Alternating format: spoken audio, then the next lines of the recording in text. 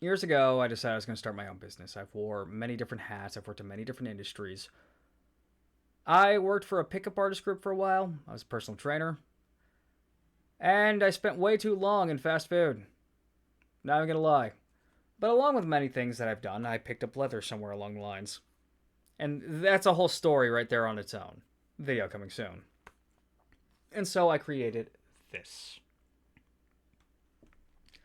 Now, most of what I did was holsters in the beginning, but this wallet right here, this one's special. And I'm about to retire it for the model I'm about to show you. But all the things I learned here in all the years that I've had this, the burnishing on the bottom is still nice. The flap still opens and closes quite nicely. It's got a nice patina on it. And even though I have these right angle edges on here that should have honestly caved in or frayed or something along those lines, it hasn't.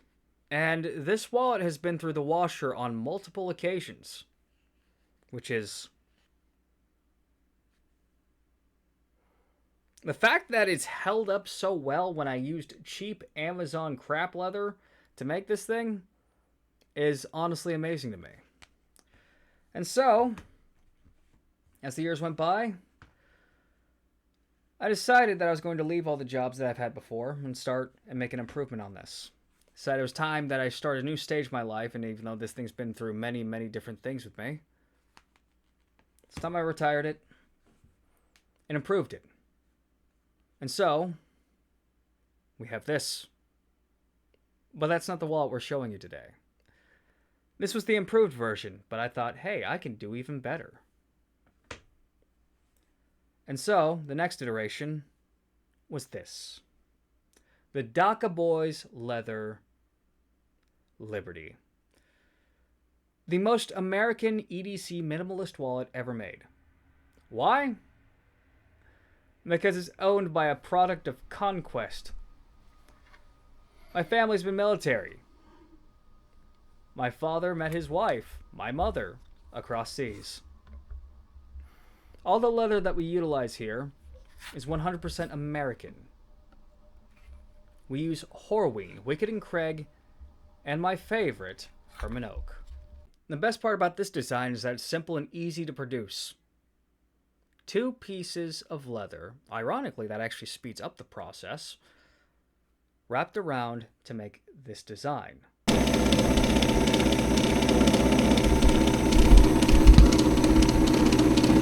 Its simple construction means that it's going to be durable and it's going to last you a while. All it has is one line of stitching. Hand stitched, no less. The only part of here that we use that's not American is the thread. This is where it's a tiger thread, and I can literally do pull-ups with this shit. I'm not even fucking kidding you. I will do this in a video. I will do pull-ups with this thread. Did I mention I used to be a personal trainer? Whereas my original design here could hold about 10, 15 cards and about $61 bills.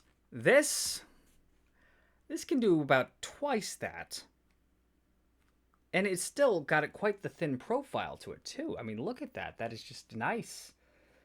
It is beautiful. It is simplistic, and it is an attention-getting wallet.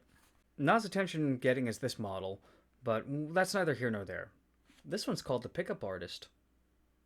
Guess why?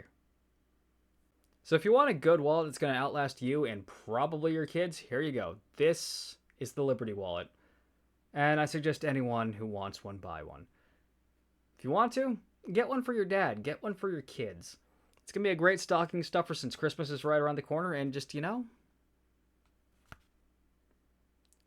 it's not just that it's a nice wallet. It's what this wallet represents. Liberty, starting your own business, the most American thing ever, sticking it to the man and being able to make the decisions and eke it out for yourself.